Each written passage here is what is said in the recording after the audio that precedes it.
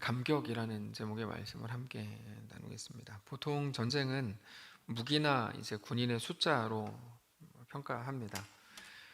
여기서 변수가 있다면 지형을 얼마나 잘 아는지, 조금 더 하면 군사들의 사기가 어떤지, 그래서 대장이 어떤 전략을 쓰는지 이런 정도입니다. 하여튼 이런 눈에 보이는 것들 정도에서 승패가 결정납니다. 그래서 이번에 러시아와 우크라이나가 전쟁할 때 다 며칠 만에 그냥 러시아가 당연히 이길 거라고 생각했습니다. 군사력 차이가 워낙 많았으니까요. 근데 물론 여러 가지 이유가 있겠지만 이렇게까지 전쟁이 길어질 거라고 생각한 사람은 아마 없었을 겁니다. 그렇게 가끔은 군사력을 넘어서는 예상하지 못한 결과가 나오기도 하죠. 예를 들어서 골리앗과 다윗의 싸움이 대표적인 경우였습니다. 다윗은 소년이었고 골리앗은 워낙 유명한 군인이었습니다. 다윗은 사울의 갑옷이 맞지 않을 만큼 너무 작았고 골리앗은 키가 2m 90 정도 됐으니까 엄청난 거인이었습니다. 다윗은 군인이 아닌 목동이었고 심지어 징집 대상도 아니었던 소년이었습니다. 반면에 골리앗은 군인 중에서도 장군이었죠. 그러니까 이 둘이 싸울 거라고 예상했던 사람도 없었고, 만약에 싸운다 그러면 다윗이 장렬하게 전사해가지고 이스라엘의 군인의 사기를 높여주는 정도이지, 신라랑 누구죠? 그 백제랑 싸울 때 김춘추 조카인가가 어떻게 와가지고 이렇게 했던 것처럼 그 정도이지, 다윗이 승리할 거라고 생각했던 사람은 아무도 없었는데 결론은 다윗이 이겼죠. 이런 일이 또 있는데 가끔 그런 일도 있습니다. 기드온의 300용사, 미디안과 아라비아 연합군의 숫자가 13만 5천이었는데 그 사람들을 300명으로 기드온이 데려가서 전쟁에 승리했습니다. 이거는 스파르타가 전쟁에서 승리했던 크세르크세스와 맞서서 이제 100만 대군을 일으켰던 영화 300으로도 유명한데요. 그것과는 완전히 다른 겁니다. 스파르타는 지형을 이용했고, 영화를 보시면 아시겠지만 워낙 몸짱들이 나와가지고 전쟁을 했기 때문에 미디안의 300용사와는 다른 이야기인데, 미디안의 300용사는 칼과 창 없이 그저 나팔과 항아리와 횃불만 들고 이겼죠. 이런 이야기가 또 있습니다. 여리고성 이야기입니다. 여리고성에서 여호수아와 이스라엘 백성들이 여리고성을 하루에 한 바퀴씩 돌고 마지막 날에는 7바퀴를 돌고 소리를 크게 질렀죠. 그때 여리고성이 무너졌습니다. 이것보다 더 황당한 전쟁이 또 있는데, 열왕기하 6장을 보면 아람 왕 베나닷이 온 군대를 모아서 사마리아를 에워쌌는데, 그때 하나님께서는 이스라엘이 싸울 필요도 없이 이기게 하셨습니다. 어떻게 하셨냐면, 아람 군대가 다 자고 있을 때 하나님의 군대의 소리를 들려주셨어요.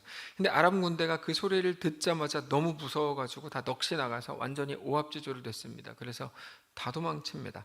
그들은 자기들이 무조건 승리할 거라고 생각을 했습니다. 워낙 군사적인 숫자 차이가 너무 많이 났으니까요. 근데 갑자기 하나님의 군대의 엄청난 소리를 들으니까 깜짝 놀라서 도망간 거죠. 이 전쟁들의 공통점이 있는데, 사람의 예상과 사람의 실력을 넘어선 결과를 만났다는 겁니다. 그렇게 볼 때 오늘 본문의 다윗의 승리도 사실 마찬가지입니다. 다윗이 오늘 본문에서 승리한 거는 100%다 하나님의 은혜 때문이었습니다. 원래 오늘 본문에서의 그 이전까지의 전쟁, 압살롬과 다윗의 전쟁에서 당연히 압살롬이 이겼어야 됩니다. 압살롬의 군대가 압도적으로 많았고 다윗의 군대는 워낙 소수였고, 누구도 다윗이 승리할 거라고 생각한 사람 한 명도 없었고, 다윗이 압살롬이 반역했다고 이야기를 듣자마자 도망칠 때 신발도 못 신고 도망치는 그런 정도였고, 다윗이 도망칠 때 사람들이 막 욕하고 돌 던지고 이런 일들이 있었기 때문에 당연히 다윗이 승리할 거라고 누구도 예상하지 못했습니다. 다윗도 자기가 승리할 거라서 시간을 벌어야지, 그래서 도망간 게 아니고 이 일이 나중에 어떻게 되나 보자, 그러려고 도망간 거라고 전에 말씀을 드렸습니다. 근데 이런 전쟁에서 다윗이 승리했습니다. 물론 형식적으로 전쟁에서의 그 군대 장관이 요압이기는 했지만, 사실 요압이 한 거는 불순종, 불충성, 자기 마음대로 한 것밖에는 없었고, 진정한 전쟁의 승리를 위해서는 요압은 사실은 의미가 없었습니다. 100% 하나님이 승리하게 하신 거였습니다. 다윗과 압살롬의 전쟁은 하나님의 은혜 없이는 해석이 불가능합니다. 사실 다윗 인생 자체가 하나님의 은혜를 빼놓고는 불가능한 해석이 됩니다. 그래서 아브라함의 별명이 믿음의 조상이라면 다윗의 별명은 은혜의 사람인 거죠. 사실 이번 일은 다윗이 만든 못난 실력의 결과물이었습니다. 이번 전쟁, 압살롬과 다윗의 전쟁의 시초는 사실 밧세바를 다윗이 범한 거였습니다. 거기까지 가야 되는데 밧세바를 범하고 나서 안 걸리려고 우리아를 죽였고, 그래서 이제 자기는 나단 선지자를 통해서 자기가 죄인이라는 걸 깨달은 이후에 한마디도 하지 못하는 사람의 삶을 살게 되죠. 암논이 누구의 다말을 범했을 때에도 그래서 아버지 다윗은 한마디도 못했습니다. 그래서 압살롬이 대신 쳐 죽이죠, 암논을. 그 결과 그리고 나서 이제 다윗이 압살롬에게 또 훈계를 해야 되는데 그 말도 하지 못하고 그냥 유배만 보냈죠. 이러다가 안 되겠다 싶어서 압살롬이 반역을 일으킨 겁니다. 아버지 다윗을 죽이고 내가 왕이 돼서 괜찮은 나라를 만들어 보자, 이런 마음이었을 가능성이 상당히 높습니다. 어쨌든 정의라는 이름으로 압살롬은 반역을 일으켰습니다. 그러니까 이번 전쟁은 쭉 거슬러 올라가면 다윗이 행한 못난 짓 때문에 나타난 이루어진 일입니다. 그럼에도 불구하고 하나님께서는 모든 것이 합력하게 하셔서 그것들이 각각 일하게 하셔서, 둘째 아들 이야기 말씀드렸죠. 둘째 아들이 가진 최고의 조건들로 최악의 결론을 만들었지만 그 최악의 결론은 아무것도 행할 수 없는 말 그대로 최악의 결론이지만 하나님은 그 각각이 일하게 하셔서 가장 완전한 하나님의 선을 이루신다고 말씀을 드렸습니다. 그래서 그 아이가 깨닫고 뉘우쳐서 비로소 아버지의 집을 떠올린 게 아니고 그 아이가 만들어낸 최악의 조건들끼리 일해서 그것들이 합력해서 결국에 이제 그 아버지의 집을 떠올리게 된 겁니다. 그 로마서 8장 28절인데 그 부분을 보면 주어가 모든 것이입니다. 모든 것, 은는 이가가 주어잖아요. 모든 것이, 그게 주어입니다. 그러니까 사람에게 대한 명령이 아니라고 말씀드렸죠. 너희는 합력해라, 그래서 선을 이루어라, 말도 안 되는 소리들을 하면 안 됩니다. 모든 것이 알아서 합력하여 선을 이룰 테니 너는 하나님을 믿고 믿음으로 살아라. 이게 이제 로마서 8장 28절인 겁니다. 결국에 하나님께서 모든 것이 합력하여 선을 이루게 하셨다는 말은 단지 다윗이 이겼다는 말이 아니고 은혜가 무엇인지 아는 자가 되게 하셨다, 이런 말입니다. 근데 오늘 본문에 나오는 내용은 그 한가운데 있었던 요압에 관한 이야기인데요. 요압이 참 재밌는 사람입니다. 이놈이 재밌는 놈인데 우리는 모든 게 하나님의 은혜였다고 말할 때 요압은 생각이 달랐습니다. 요압은 다윗 쪽에 있었던 군대 장관이었습니다. 근데 100% 하나님의 은혜로 승리하게 됐다면 이제 그저 하나님께 감사해야 하면서 생명을 살리신 하나님을 찬양하고 감격해야 되잖아요. 근데 요압이 어떻게 합니까? 개선 장군처럼 다윗이 있는 곳으로 갑니다. 요압이 했던 건 지난주에도 말씀을 드렸지만 불순종밖에 없습니다. 자기의 정의를 따른 것밖에 없습니다. 그거는 분열이라고 말씀을 드렸는데요. 그것밖에 요압이 한 일이 없는데도 개선 장군처럼 가요. 그리고는 다윗의 상태를 파악을 합니다. 요압이 뭐 하고 있는 걸까요? 1절 보시면 이렇게 돼 있어요. 어떤 사람이 요압에게 아뢰되 왕이 압살롬을 위하여 울며 슬퍼하시나이다 하니 왕이 그 아들을 위하여 슬퍼한다 함이 그날의 백성들에게 들림에 그날의 승리가 모든 백성에게 슬픔이 된지라. 자기 가보니까 다윗이 아들 압살롬을 잃은 것 때문에 너무너무 슬퍼한다는 이야기를 들었습니다. 그 말을 듣자마자 요압은 너무 화가 났어요. 오늘 본문에 나오는 내용에 너무너무 화가 나고 그렇게 질질 짜고 있는 요압 생각에 질질 짜고 있는 다윗이 너무 마음에 안 들었어요. 어떻게 전쟁에서 이기고 돌아온 우리들이 있는데 자기가 뭘 이겼습니까? 불순종한 게 전부지. 근데 자기가 이기고 돌아왔는데 어떻게 저렇게 왕이라는 작자가 혼자 슬픔에 빠져서 슬퍼하는가? 자기 혼자 슬퍼하는 게 아니라 온 백성들도 함께 슬퍼하도록 저렇게 하는 게 과연 왕의 자격이 있는가? 왕이 할 일이 맞는가? 이 생각을 요압이 합니다. 자, 다윗이 왜 슬퍼하고 있었습니까? 그가 아비이기 때문이죠. 압살롬의 아버지였기 때문에 슬퍼하고 있었어요. 그게 아버지의 마음입니다. 근데 요압은 그런 다윗을 보면서 왜 화가 났을까요? 이유는 간단합니다. 그는 아버지가 아니거든요. 그러니까 다윗은 아버지의 마음을 가졌을 때 슬퍼했다면 요압은 그 마음을 안 가지니까 화가 난 거예요. 요압에게는 아버지의 마음, 조금 더 한 단계 들어가면 하나님의 마음이 전혀 없었죠. 그래서 그런 건 모르겠고 그냥 자기 오름으로 꽉 차 있었기 때문에 이게 무섭습니다. 언제나 모든 공동체를 망가뜨리는 건 자기 오름인데요, 자기 오름으로 요압이 꽉 차 있었기 때문에 그냥 자기가 대우 못 받는 현실, 자기의 공로를 인정받지 못하는 현실을 못 견디겠는 거예요. 우리가 근데 진실을 압니다. 진실은 뭐죠? 하나님의 은혜로 다윗이 승리했다. 이게 진실입니다. 그렇게 보면 요압이 지금 주장하고 싶어하는 자기 공로라는 게 있습니까? 그런 건 없죠. 있지도 않은 자기 공로를 인정받고 싶었던 겁니다. 요압이. 자기가 뭐를 그렇게 했습니까? 압살롬 죽였다고요? 그거 다윗이 하지 말라 그런 일이잖아요. 그러니까 불충성을 한 거죠. 근데 하지 말라고 한 그거를 한 겁니다. 결국 요압은 자기 오름으로 꽉 차 있었고 사실 자기가 한 일이 그렇게 볼 때 없습니다. 긍정적이고 발전적이고 건설적인 일은 요압이 한 게 하나도 없어요. 그저 자기 오름으로 꽉 차서 그럼에도 그거 주장하고 있는 게 너무 위험한 일입니다. 스스로 아직 깨지지 않은 사람이라는 것을 증명할 뿐이죠. 근데 요압이 그러고 있어요. 근데 사실 오늘 본문에서 하나님을 쏙 빼고 모든 거를 요압의 관점에서 제가 설명을 드리면 아마 다 이해가 되실걸요. 진짜 그러네 이렇게 생각이 되실 거예요. 그래서 세상 사람들이 그 논리를 펴는 거예요. 예를 들면 이런 거죠. 자기는 열심히 싸웠어요. 군대 장관이라는 이름으로 열심히 싸웠어요. 최선을 다했대요. 어쨌든 다윗 편에서 다윗의 군대 장관으로 싸웠습니다. 하나님이 도우셨건 자기가 잘났건 어쨌든 우리가 이겼는데 다윗은 지금 뭘 하고 있습니까? 찌질하게 혼자 아들이 잃었다고 울고 있어요. 모두가 기뻐해야 되는 전쟁의 승리 앞에서 혼자 질질 짜고 있습니다. 근데 왕이 우니까 1, 2절에 나오는 것처럼 모든 백성들이 막 다 같이 울고 있어요. 전쟁에서 승리했는데 울고 있어요. 자기가 목숨 걸고 이룬 승리가 모든 백성들에게 슬픔이 됐다는 거죠. 요압 입장에서. 그러니까 요압이 화가 나죠. 여러분 이렇게 들으시니까 진짜 화날만 하죠. 근데 이렇게 이해가 되시면 안 됩니다. 우리 속에 요압이 꿈틀대고 있다는 증거입니다. 요압이 이러고 있는 겁니다. 괜히 왔다. 나 전쟁에 괜히 참여했다. 인정도 못 받고 오히려 슬프다는데 나 뭐하러 다윗을 돕냐? 이렇게 된 겁니다. 그래서 어떻게 되냐면 5절로 갑니다.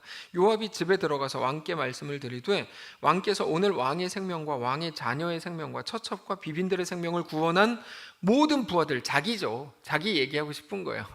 모든 부하들의 얼굴을 부끄럽게 하시니 이는 왕께서 미워하는 자는 사랑하시고 사랑하는 자는 미워하시고 오늘 지휘관들과 부하들을 멸시하심을 나타내심이라. 오늘 내가 깨달으니 만일 압살롬이 살고 오늘 우리가 죽었다면 왕이 마땅히 여기실 뻔하였나이다. 이게 너무너무 나가고 있는 거죠. 이 요압이 너무 나가고 있는 거예요. 이 사람이 이제 교만이 정점에 올라갔어요. 왕께서 지금 압살롬 때문에 슬퍼하고 있는 것은 모든 사람을 부끄럽게 만드는 일입니다. 그러면 차라리 우리가 죽을 거 그랬나요? 뭐 이상한 소리 하죠. 다윗의 마음이 그렇게 이해가 안 돼요. 자기가 그렇게 오래 모신 사람인데 다윗은 자기가 이제까지 다윗을 모시면서도 다윗의 마음까지도 이제 자기 오름으로 판단하고 있는 거예요. 여러분 요압은 전에도 계속 말씀을 드렸지만 충신이 아닙니다. 요압은 충성을 한 적이 없어요. 근데 이상하게 많은 사람들이 요압이 충성된 군대 장관이라는 네 글자 때문에 그렇게 생각하는 것 같은데 충성을 한 적이 없어요. 요압은 그냥 평생 동안 자기 나라를 세우고 싶었던 또 하나의 압살롬에 불과합니다. 요압은 그런 사람이에요. 그게 오늘 본문에 선명하게 드러납니다. 그래서 7절은 정말 무시무시한 말을 7절에서 요압이 해요. 왕에게 명령해요. 근데 명령으로 끝나지 않고 협박까지 해요. 7절에 이렇게 되어 있습니다. 이제 곧 일어나 나가서 왕에게 나가내는 거예요. 왕의 부하들의 마음을 위로하여 말씀하십시오. 내가 여호와를 두고 맹세하옵나니 만일 왕이 나가지 않으면 오늘 밤에 한 사람도 왕과 함께 머물지 아니할 겁니다. 그러면 그 화가 왕이 젊었을 때부터 지금까지 당하신 모든 화보다 더욱 심하리이다. 저런 말 할 수 있습니까? 다윗에게? 요압이? 빨리 눈물 닦고 일어나가지고 당신 부하들의 마음이나 위로를 하세요. 지금 뭐 하고 있는 거예요? 그렇지 않으면 압살롬보다 더한 반역이 일어날 겁니다. 그러면 아무도 당신을 안 도와줄 겁니다. 그러니까 자기가 도와가지고 다윗이 승리했다고 생각하는 거죠. 하나님의 은혜로 승리한 거에 대해서는 뭐 인식 자체가 없는 거예요. 협박입니다. 우리가 다윗의 관점에서 이 말씀을 보면 너무너무 화가 납니다. 저도 하여튼 말씀을 볼 때마다 화가 났어요. 그러면서 잘 이해가 안 되는 게 하나 있어요. 요압을 왜 안 죽이지? 저는 그게 이해가 잘 안 됐어요. 전 단순해가지고 성경에 이런 사람 나오면 그가 죽었더라, 이게 빨리 나왔으면 좋겠어요. 그게 이제 제가 성경을 보는 관점이에요. 뭐 어떤 거 나오면 왜 그 다음에 빨리 그 다음 구절을 나와야 되는데, 여호와께서 그를 쳐 죽이시니라, 여호와께서 그를 찢어 죽이시니라, 빨리 나와야 되는데 이게 안 나오는 거예요. 빨리 나왔으면 좋겠는데 이런 생각을 하는데, 물론 나중에 솔로몬에 의해서 요압이 제거가 됩니다. 이제 요압이 죽는데 그 알기 때문에 그냥 하나님이 참고 기다려주시고 기회를 주는 거라고 생각을 할 뿐이죠. 자, 그런 것처럼 우리에게는 관점이라는 게 있어요. 같은 사건을 요압의 관점, 다윗의 관점, 여러 관점을 통해 보죠. 만약 우리가 우리의 모든 일들을 요압의 관점에서 볼 수도 있을 겁니다. 요압의 관점에서 우리 앞에 일어나는 모든 일들을. 근데 그러는 순간 요압이 우리 속에 훅 들어옵니다. 훅 들어와요. 그러면서 모든 일들이 정말로 그렇게 보이고 그렇게 해석되기 시작해요. 어떻게? 다 자기중심적으로 해석되는 거예요. 여러분, 굉장히 무서운 겁니다. 이거 엄청 무서운 거예요. 다 자기중심적으로 해석돼요. 자기의 일은 굉장히 특수한 상황이라고 해석되는 게 그 시작입니다. 우스운 거 아닙니다. 굉장히 위험한 겁니다. 그러면서 저 사람은 내가 어떻게 했는데 나를 대우해 주지도 않고 나를 높여주지도 않고, 이게 뭐야? 자기가 왕이면 다야? 왕이면 왕답게 해야지. 그러면서 자기가 생각하는 왕이란 무엇인가 속으로 이런 생각하고, 그러는 중에 자기도 모르는 사이에 스스로 왕이 돼 있는 거죠. 압살롬이 그렇게 생겼고요, 요압이 그렇게 만들어진 괴물입니다. 끔찍한 일이지만 우리가 십자가에 대해서 말하고 그 십자가의 사랑과 예수님의 죽으신 희생으로 구원을 얻었다고 이야기하지만, 너무나 자주 십자가를 지신 예수님의 마음에 대해서는 관심도 없이 그냥 십자가를 말할 때가 너무너무 많습니다. 그래서 예수님의 고난에 동참하겠다고 하는 고난주간에도 예수님의 고난에 동참하는 방식이 마치 내 몸을 자해하는 것 같은 방식으로 나를 더 힘들게 함으로 예수님의 고난에 동참할 수 있다고 생각한다면 그건 말도 안 되는 생각인 겁니다. 사실 십자가는 십자가 자체의 의미가 있는 게 아닙니다. 십자가를 지신 예수님, 예수님의 희생과 순종과 헌신, 우리를 향한 사랑, 이 모든 것들이 들어있을 때만 십자가가 의미가 있는 거죠. 예를 들면 우리가 십자가 목걸이 한다 그래서 그는 신실한 그리스도이냐, 이렇게 말하는 사람은 지금 시대에는 아무도 없는 거죠. 충성이 그렇습니다. 요압의 모습은 정말 충성을 하는 것처럼 보였습니다. 그러나 사실 요압은 다윗에게 충성하고 있었던 게 아닙니다. 자기가 꿈꾸는 자기의 나라에 충성하고 있었던 거죠. 예전에 자주 표현했던 것처럼 하나님 나라와 내 나라가 있는데, 우리는 하나님 나라의 백성으로 살아야 하지, 내 나라를 위한, 내 정의와 내 옳음과 내 공감을 위한 내 나라의 백성으로 사는 것은 매우 위험한 일입니다. 요압은 자기 자신에게 충성하고 있었을 뿐입니다. 자기의 옳음이라는 게 그렇게 무섭습니다. 여러분, 이거 정말 무서워. 차라리 바보가 돼야 됩니다. 바보가 돼야 되고, 제가 늘 말씀드리는 좋은 그리스도인, 팔랑귀가 돼야죠. 자기 고집을 막 끝까지 부려가지고 나는 옳아. 자기가 옳기는 옳아요. 우리는 다 틀렸죠. 그래서 신자에게 정말 중요한 건 뭡니까? 자기 옳음을 생각하고 내 옳음을 끝까지 관철시키려고 하는 태도가 아니고, 신자에게 가장 중요한 건 완전히 다른 곳에 있어요. 뭐냐면, 신앙은 십자가를 지신 예수님의 마음, 예수를 보내신 하나님 아버지의 마음을 생각하고 또 생각하는 겁니다. 그래서 고난주간이 의미가 있는 겁니다. 하나님의 마음과 예수 그리스도에 대해 계속 묵상할 수 있는 기회가 되니까요. 내가 알고 있는 율법 몇 개, 어떤 형식 몇 개를 가지고 내 옳음을 주장하는 게 아니고, 하나님의 마음, 예수님의 마음을 계속 생각하는 거야. 계속. 이게 고난에 참여하는 방식이야. 예수님이 고난을 왜 당하셨는가를 기억하고 묵상하는 것, 그게 예수님의 고난에 참여하는 거지. 예수님 십자가에 못 박히셨다 그랬는데 난 압정이라도 박겠어, 이런 사람들이 있었어요, 여러분. 예전에 일부러 여기다 손톱 끝에다가 칼로 긋고 이런 사람들이 있었다니까요. 이게 예수님의 고난에 참여하는 건 줄 알았던 거예요. 어떻게 죄송합니다. 그렇게 멍청할 수 있어요? 말도 안 되는 거죠.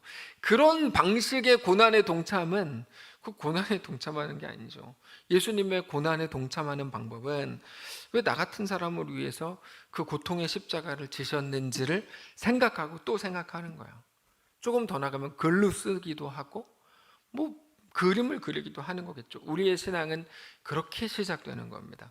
결국의 신앙은 내 모든 관심을 나에게서 하나님께로 돌리는 것입니다. 나에게서 하나님께로 돌리는 거예요.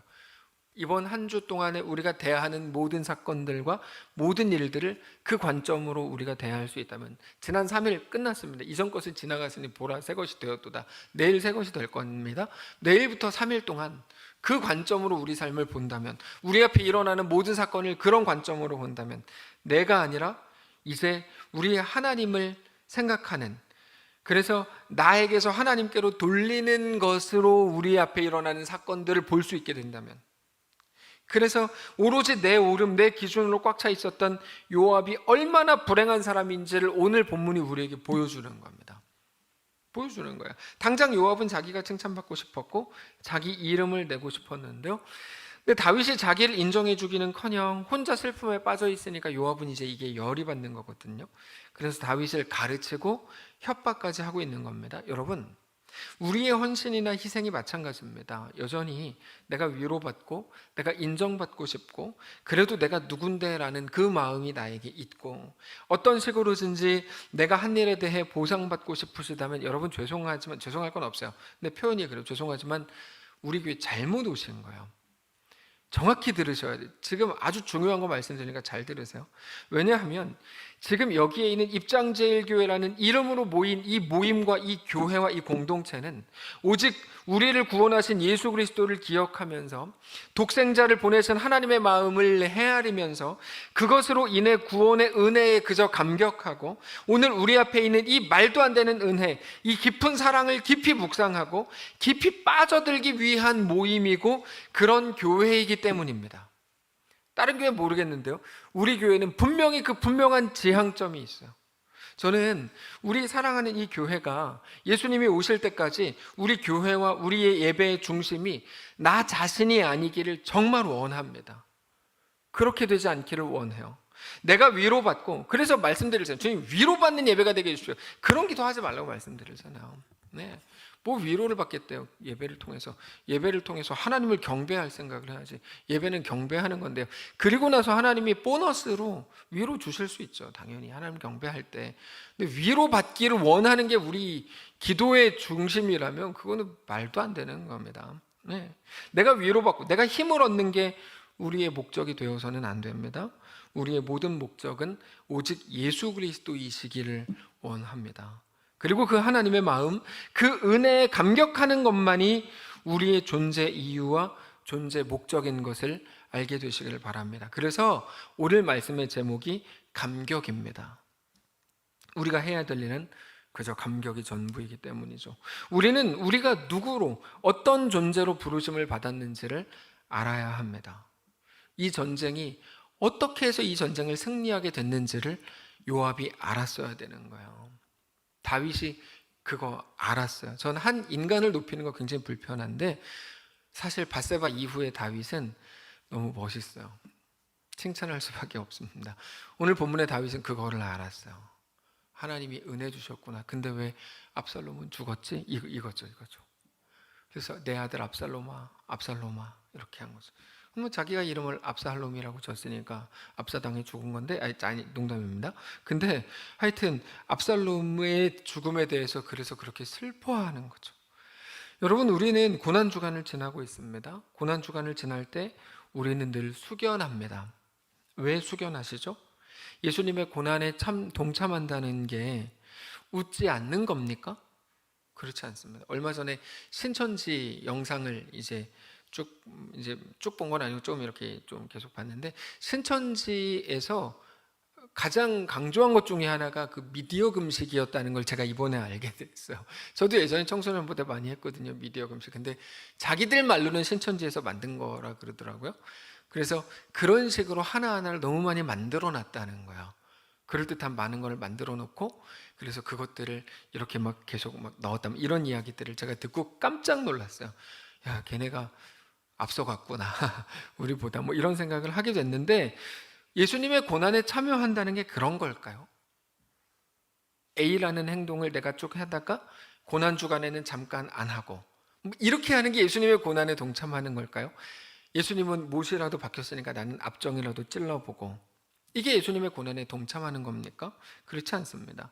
예수님의 고난에 동참하는 건 즐거운 일을 하지 않고 자기를 더 힘들게 하고 자기 스스로를 조금이라도 더 고통스럽게 억지로 짜내는 것과는 관계가 없는 겁니다.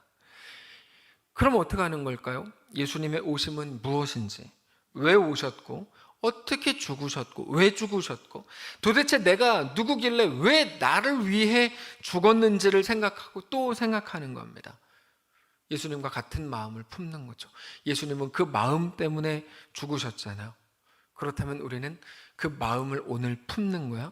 그리고 그 마음을 가진 자로 오늘을 걸어가는 거죠. 그게 예수님의 고난에 동참하는 겁니다. 근데 그냥 뭐 너도 뭐 고통스럽게 일주일 살아라, 그럼 쉽죠. 묵상할 게 없으니까. 그건 아니죠.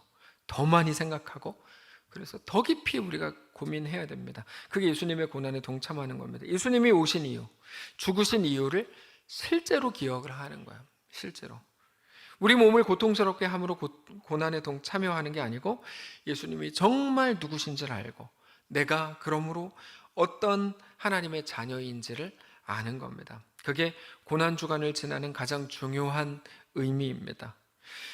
그렇게 우리의 연약함과 우리도 다 그와 같았던, 아니 그보다 더 많은 죄들이 있었던, 더 연약하고 음흉한 사람들이라는 자기 고백과 그럼에도 받아주시는 하나님의 크심과 자비하심을 알고 믿는 자로 우리는 그렇게 성도가 되어야 할 것입니다. 얼마 전 영화를 봤는데, 요즘에 넷플릭스에서 1위 하는 그 영화, 저는 이제 진짜 재밌게 봤는데 너무 잔인해서 소개는 못하겠어요. 저는 한국 영화가 이렇게까지 진짜 수준이 올라갔나 하고 깜짝 놀란 영화, 길복순. 근데 그거 너무 잔인해가지고 추천을 못하겠어요. 아니, 전 되게 재밌게 봤거든요. 근데 그거를 봤는데 거기에 나오는 청소년 아이들끼리 나누는 대화예요. 우리 엄마가 자기들끼리 뭐 비아냥거리는 거죠. 우리 엄마가 핸드폰에 나를 뭐라고 저장해낸 줄 알아? 또 옆에가 설마 공주님? 근데 공주님으로 저장했어요. 설마 정말 막 그래요. 근데 그 이후에 중요한 대사가 나와요. 근데 아무리 우리를 사랑하는 척해도 우리 진짜 모습을 알면 극혐할걸? 이렇게 말해요. 저는 그 한 대사가 계속 머리에 남았어요.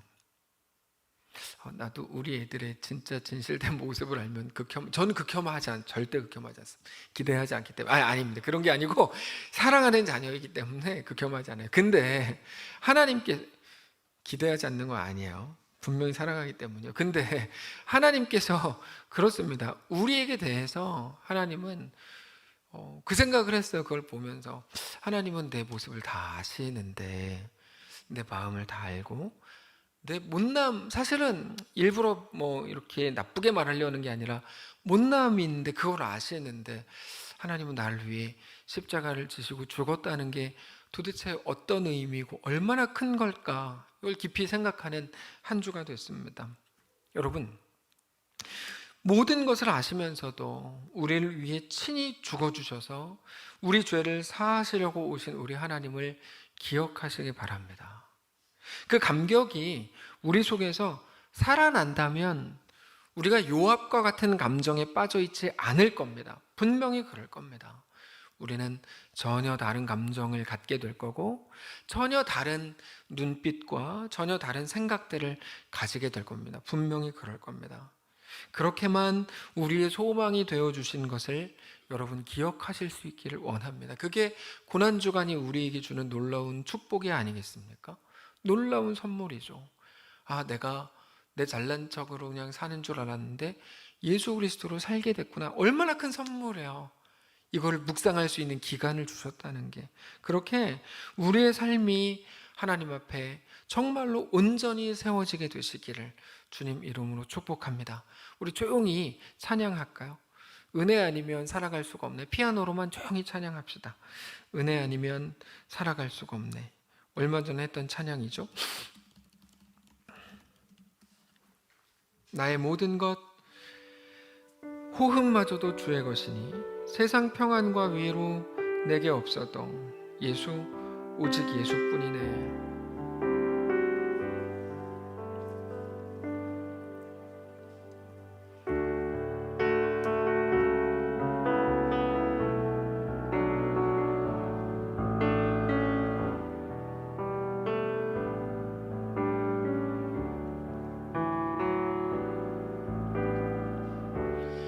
은혜 아니면 살아갈 수가 없네.